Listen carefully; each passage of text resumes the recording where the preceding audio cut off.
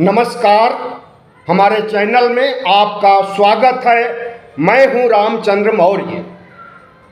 साथियों, चौंकाने वाली खबरें आ रही हैं। कुंभ हादसा जो 28-29 जनवरी को रात 2 बजे से 6 बजे तक हुआ, उसके बारे में बताया जा रहा है। संसद में, लोकसभा में समाजवादी पार्टी के नेता अखिलेश यादव, राम गोपाल यादव चीख चीख कर, दहाड़ दहाड़ कर कह रहे हैं कि 15,000 से अधिक लोग गायब हैं और 3,000 से अधिक लोग मारे जा चुके हैं, और जो मारे गए हैं वह प्रशासन की गलती से, यानी हत्या की गई है। अखिलेश यादव ने व्यथित होकर के यह भी कहा कि जो कुछ मैं कह रहा हूं, अगर वह झूठ है तो हम इस्तीफा देने के लिए तैयार हैं लोकसभा सीट से। भारतीय जनता पार्टी के नेता बचाव की मुद्रा में है और समाजवादी पार्टी आक्रामक है। पूरा विपक्ष आक्रामक है। राहुल गांधी, मल्लिकार्जुन खड़गे और तमाम सांसदों ने प्रधानमंत्री नरेंद्र मोदी को संसद भवन में घेरा है। लोकसभा अध्यक्ष ओम बिरला की बोलती बंद हो गई है और कल यही ओम बिरला चर्चा कराने से मना कर दिए थे कुंभ हादसे पर, लेकिन आज उन्हें चर्चा करानी पड़ी जब दबाव पड़ा विपक्ष का। और उस चर्चा में जो कुछ सामने आया चौंकाने वाला है। योगी आदित्यनाथ ने 29 जनवरी की शाम घटना के दिन 17 घंटे बाद बताते हैं कि 30 मौतें हुई हैं, लेकिन कितना गायब हैं इसकी कोई जानकारी उन्होंने नहीं दिया। तमाम मीडिया हाउस, खास करके सोशल मीडिया, यूट्यूब चैनल के पत्रकारों ने उसी समय अपनी खोजी पत्रकारिता से बता दिया था कि 30 से कई गुना अधिक मौतें हुई हैं।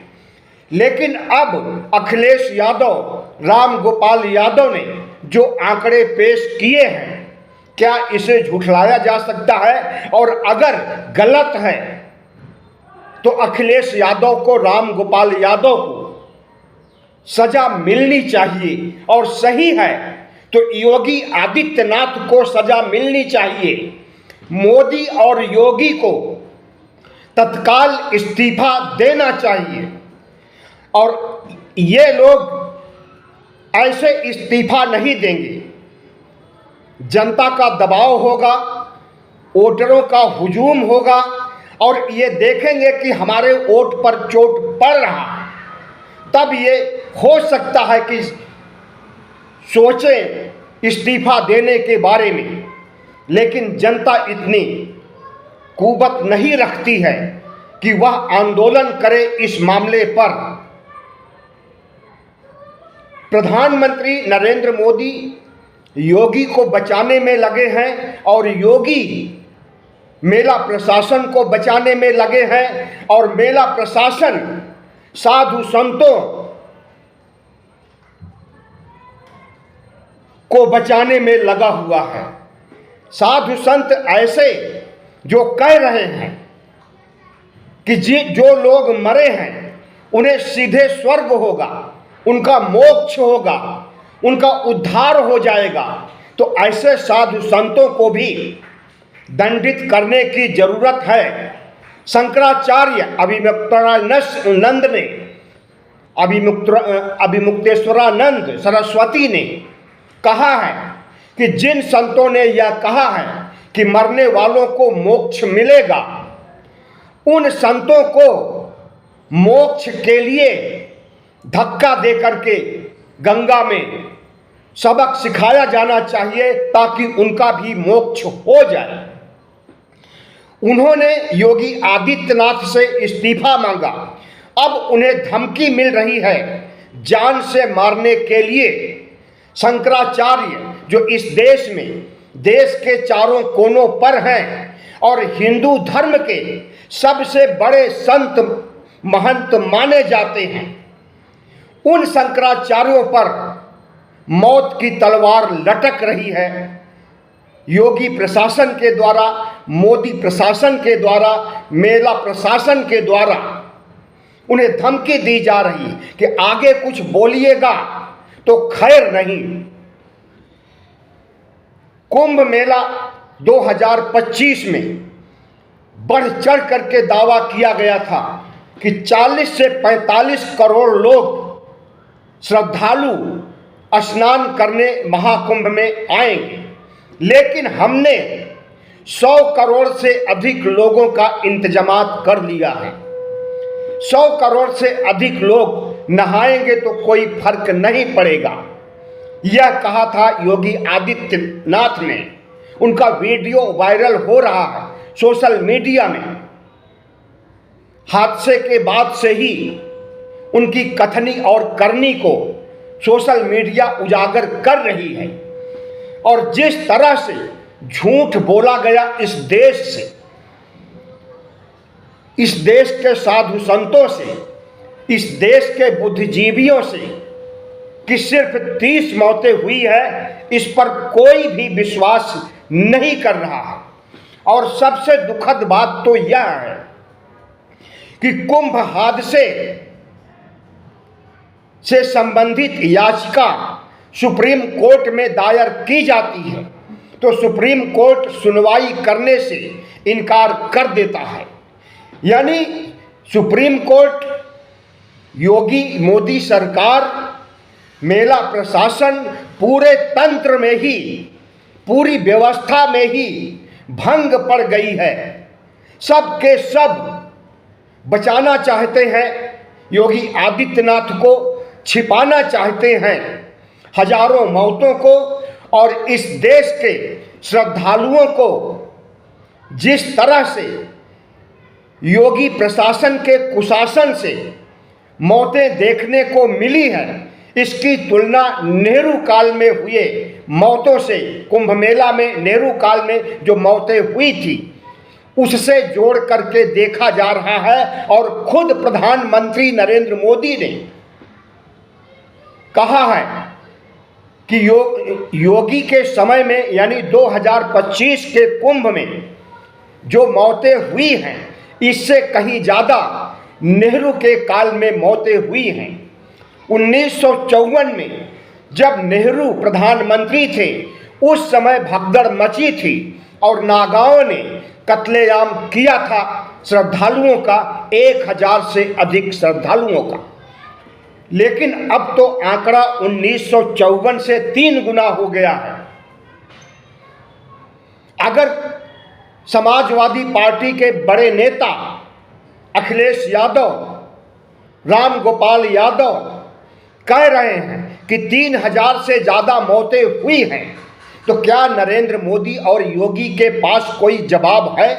और नहीं जवाब है तो माना जाएगा कि ये आंकड़े सही हैं। और अगर जवाब है तो उन्हें अखिलेश यादव, राम गोपाल यादव के खिलाफ कार्रवाई करनी चाहिए। लेकिन ऐसा कुछ भी नहीं होने वाला है और सुप्रीम कोर्ट को स्वतः संज्ञान लेकर इस मामले को की जांच कराने, सही आंकड़े लाने की कोशिश करनी चाहिए थी। लेकिन सुप्रीम कोर्ट ने भी पल्ला झाड़ दिया है और इसे दुर्भाग्यपूर्ण कह करके, शर्मनाक मौतें कह करके सुप्रीम कोर्ट अपने को अलग कर लेता है और कहता है कि जाइए इलाहाबाद हाई कोर्ट में याचिका दायर कीजिए। संसद में कल यानी 3 फरवरी को बहस से मना कर दिया गया कि कुंभ मेले पर हम कोई बहस नहीं करेंगे। ओम बिरला ने कहा, मेजें तोड़ने के लिए जनता ने नहीं भेजा है आपको। जब मांग की गई तो मेज बजाते हुए, मेज को पीटते हुए विपक्ष के नेताओं ने मांग किया तो बिरला कहते हैं कि मेज तोड़ने के लिए नहीं जनता ने चुन करके भेजा है। लेकिन आज जब बड़ा दबाव पड़ा विपक्ष का और विपक्ष ने संसद की कार्यवाही में भाग लेने से मना कर दिया, तब जाकर के कुंभ हादसे पर चर्चा कराई गई। और इस चर्चा के दौरान जिस तरह से अखिलेश यादव, रामगोपाल यादव और कई अन्य नेताओं ने 28-29 जनवरी को हुई हादसे का आंकड़ा पेश किया तो पूरा संसद भवन हिल गया। प्रधानमंत्री नरेंद्र मोदी बचाव की मुद्रा में आ गए। नरेंद्र मोदी के सभी सांसद बचाव की मुद्रा में आ गए और उन्हें कोई जवाब नहीं सूझ रहा था। गोदी मीडिया इस हादसे को एक साजिश करार दे रहा है। गोदी मीडिया के सभी चैनल, सभी बड़े चैनल कह रहे हैं कि यह विपक्ष की साजिश है। साजिश का मतलब कि विपक्ष ने करवाया है यह हादसा। मेला प्रशासन पर नियंत्रण योगी का, साधु संतों पर नियंत्रण योगी का, मेला में आए श्रद्धालुओं की देखभाल करना, उन्हें सकुशल नहाने की जिम्मेदारी मेला प्रशासन पर, और षड्यंत्र रच दिया, साजिश रच दिया विपक्ष ने। हादसे कराने और तमाम मौतें करने का आरोप अनर्गल प्रलाप किया जा रहा है और विपक्ष को बदनाम करने की कोशिश कर रहा है गोदी मीडिया।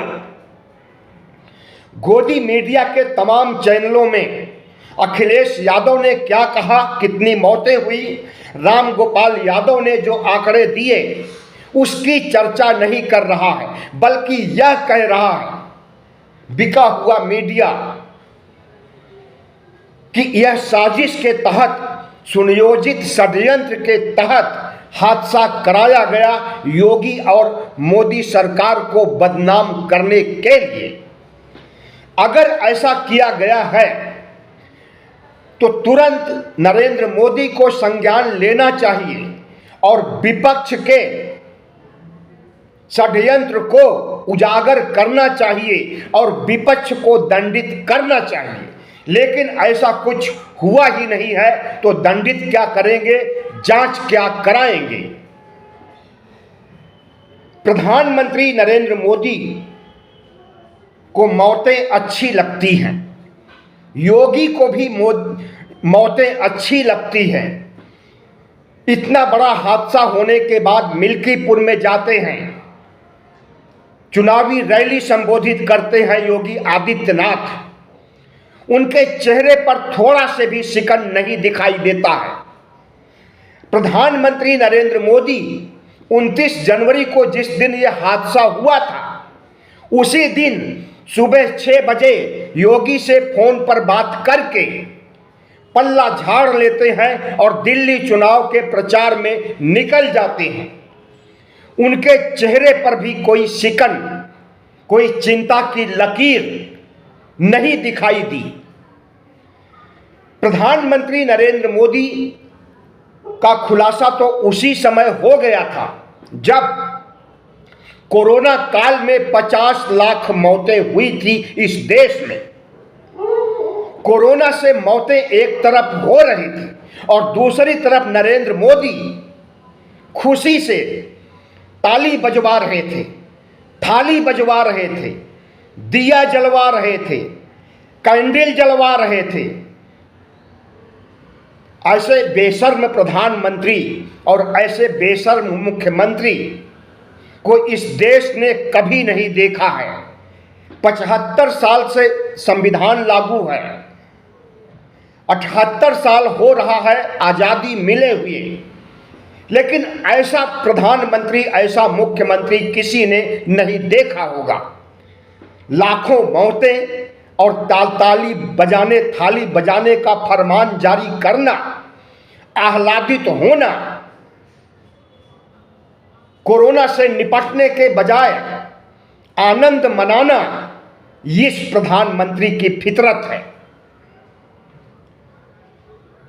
सिर्फ कोरोना काल में ही नहीं, जब किसान आंदोलन चल रहा था 2020-21 में, उस समय 750 किसान शहीद हुए थे। आंदोलन के समय 13 महीने में सत्यपाल मलिक, जो कई राज्यों के राज्यपाल रह चुके हैं, भारतीय जनता पार्टी के वरिष्ठ नेता थे, नरेंद्र मोदी से मिलते हैं और बताते हैं कि 750 किसान शहीद हुए हैं, तो नरेंद्र मोदी कहते हैं कि क्या वो हमारे लिए मरे हैं? ऐसा निर्लज्ज, असंवेदनशील प्रधानमंत्री इस तरह की बातें करे तो वह लोकतंत्र को और इस देश को शर्मसार करता है।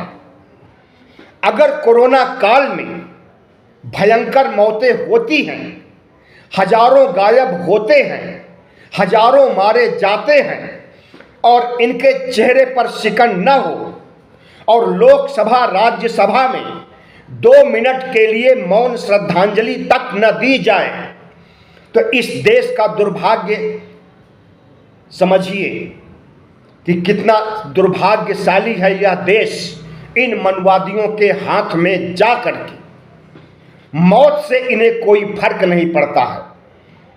लोग मरते रहें। कोरोना काल में इंफ्रास्ट्रक्चर हेल्थ का इनके पास नहीं है, लेकिन हजारों करोड़ रुपया खर्च करने के लिए इनके पास बहुत धन है।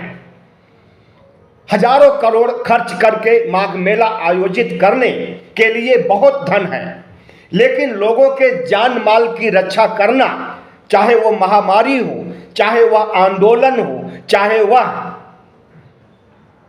कुंभ मेला हो, हर जगह लोग लाखों की तादाद में अगर मारे जा रहे हैं, तो हम समझते हैं कि इस देश में आपातकाल चल रहा है।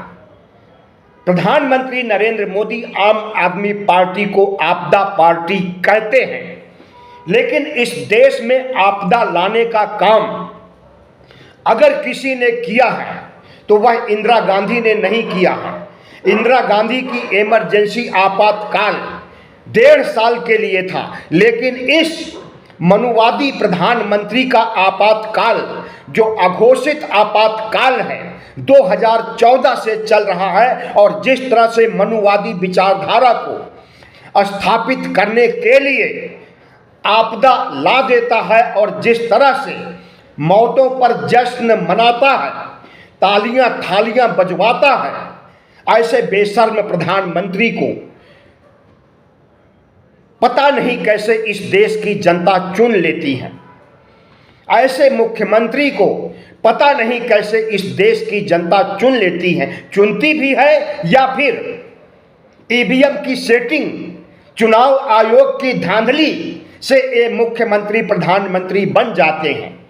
हरियाणा और महाराष्ट्र के चुनाव ने साबित कर दिया है और अब दिल्ली चुनाव भी लगता है कि साबित कर देगा कि इनका ईवीएम का खेला चलता है, चुनाव आयोग का खेला चलता है। इससे इनकी पार्टी की लोकसभा और तमाम राज्यों में जीत होती है। तो हमें लगता है कि अब इस देश से, योगी मोदी जैसे राक्षसों से इस देश को बचाने के लिए एक बड़ा जन आंदोलन खड़ा करना होगा, देशव्यापी आंदोलन खड़ा करना होगा। कभी ये संविधान बदलने की बात करते हैं, कभी ये मनुस्मृति युग लाने की बात करते हैं, संविधान को हटा करके मनुस्मृति लागू करना चाहते हैं, कभी इनके संगठन हिंदू राष्ट्र बनाने की कस्में खाते हैं। तो क्या चल रहा है इस देश में? अगर ये थोड़े समय तक और सत्ता में रह जाएंगे तो न संविधान बचेगा, न लोकतंत्र बचेगा, न हिंदू राष्ट्र बचेगा, न धर्मनिरपेक्ष राष्ट्र बचेगा और सब कुछ इनके मनुवाद के चंगुल में समा जाएगा। इस देश के लोगों को सोचना होगा कि जो सरकार जिस सरकार का प्रमुख, जिस सरकार का मुख्यमंत्री, प्रधानमंत्री मौत की दावतें दे रहा है, कहता है कि 40-45 करोड़ श्रद्धालु आएंगे, लेकिन 100 करोड़ से ज़्यादा श्रद्धालुओं के आने की तैयारी हम कर चुके हैं। और उसके इस दावे के बाद अगर 3000 से अधिक श्रद्धालु मारे जाते हैं, 15,000 से अधिक लोग गायब हो जाते हैं जिनका कोई अता पता नहीं है, तो इस देश के लिए बहुत बड़ा दुर्भाग्य है। आप समझ लीजिए कि अभी भी मेला परिसर में फोटो लेकर के मोबाइल में फोटो दिखाते हुए लोग अपने परिजनों की तलाश कर रहे हैं, अपने बहन की, भाई की, माँ की, बाप की तलाश कर रहे हैं, आंखों में आंसू लिए हुए, रोते हुए, चीखते हुए, नरेंद्र मोदी योगी को गालियां देते हुए लोग तलाश कर रहे हैं, लेकिन उनकी तलाश निरर्थक जा रही है।